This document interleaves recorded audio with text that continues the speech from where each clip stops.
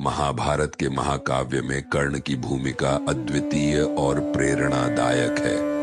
कर्ण आशे, योद्धा और दानवीर सम्मान की कहानी हमें उस महान व्यक्तित्व की याद दिलाती है जिसने अपने जीवन में असीम कठिनाइयों का सामना किया, लेकिन कभी अपने सिद्धांतों और सम्मान से समझौता नहीं किया। यह कहानी न केवल उनकी अद्भुत वीरता और दानशीलता को दर्शाती है, बल्कि यह भी सिखाती है कि सच्चे सम्मान और वफादारी का मोल क्या होता है। कर्ण की जीवन यात्रा हमें हर परिस्थिति में अपने कर्तव्यों के प्रति अडिग रहने की प्रेरणा देती है। कर्ण महाभारत के सबसे आकर्षक और दुखद पात्रों में से एक है। उनकी कहानी वफादारी, बहादुरी और गहरे नैतिक संघर्षों की कहानी है। कर्ण का जन्म कुंती से हुआ था, जो यदुवंशी राजकुमारी थी, और यह उनके विवाह से पहले हुआ था। एक युवा लड़की के रूप में कुंती को आर्षि दुर्वासा द्वारा एक वरदान मिला था, जो उन्हें किसी भी देवता को बुलाने और उनसे संतान प्राप्त करने की शक्ति देता था। जिज्ञासा के कारण उन्होंने सूर्य देवता का आह्वान किया, जिन्होंने उन्हें सूर्य के समान तेजस्वी पुत्र का आशीर्वाद दिया। इस पुत्र का नाम कर्ण रखा गया।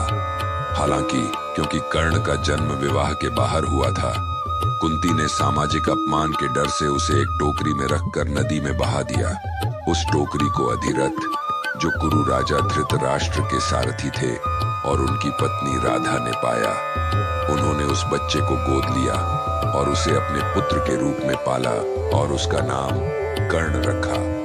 भले ही वह एक साधारण परिवार में पले बढ़े, कर्ण ने तीरंदाजी और युद्ध कला में असाधारण कौशल दिखाया, लेकिन अपने गुणों के बावजूद उन्हें उनके निम्न जन्म के कारण लगातार अपमान सहना पड़ा।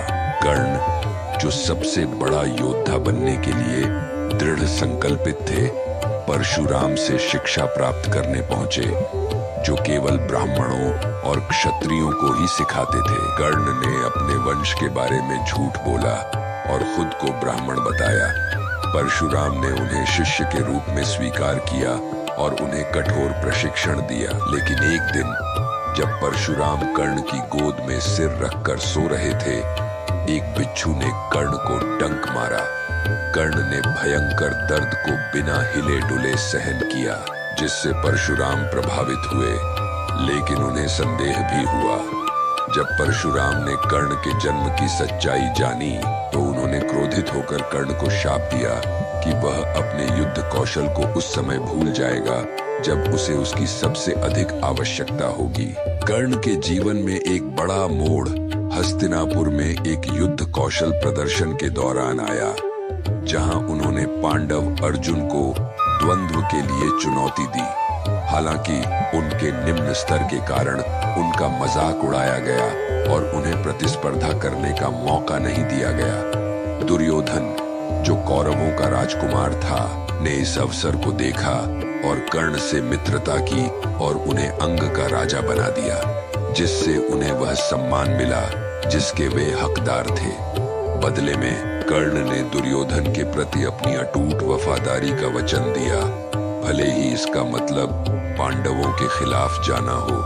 कर्ण की असली पहचान आखिरकार उनके सामने कुंती द्वारा प्रकट की गई। जब महाभारत का महान युद्ध कुरुक्षेत्र में होने वाला था, कुंती ने उनसे पांडवों, उनके सगे भाइयों के साथ शामिल होने की विनती की, लेकिन कर्ण ने मना कर दिया।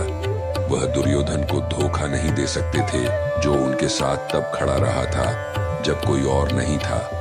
कर्ण ने कुंती से वादा किया कि वह सभी पांडवों को बख्श देंगे, सिवाय अर्जुन के, जिनसे उनकी व्यक्तिगत प्रतिद्वंद्विता थी। कुरुक्षेत्र के युद्ध के दौरान कर्ण ने कौरवों की ओर से वीरता से लड़ाई लड़ी। हालांकि उनके जीवन में प्राप्त शाप उनके खिलाफ काम आए। युद्ध के 17वें दिन कर्ण का सामना अर्जुन से हुआ। एक क्रूर मोड़ में उनकी रथ का पहिया जमीन में फंस गया और उस महत्वपूर्ण क्षण में वह अपने दिव्य अस्त्रों का आह्वान करने के लिए आवश्यक मंत्र भूल गए, जिससे परशुराम का शाप पूरा हुआ। अपनी दुर्बलता के बावजूद कर्ण ने हार नहीं मानी, लेकिन भगवान कृष्ण के आग्रह पर अर्जुन ने वह घातक बाण चलाया जिसने कर्ण का वध कर दिया। कर्ण की मृत्यु ने युद्ध में एक निर्णायक मोड़ ला दिया। वह एक ऐसा व्यक्ति था जो सम्मान के साथ जिया, फिर भी उसका जीवन त्रासदियों से भरा हुआ था, जो उसकी वफादारी, गर्व और मिले हुए शापों के कारण था। कर्ण साहस, उदारता और दुखद वीरता का प्रतीक बने हुए हैं और उनकी संघर्ष, बलिदान और अटूट वफादारी की कहानी पीढ़ियों को प्रेरित करती रही है। अंगराज कर्ण की कहानी हमें सिखाती है कि चाहे जीवन में कितनी भी चुनौतियां आएं, अपने सिद्धांतों और वफादारी के प्रति अडिग रहना ही सच्ची वीरता है।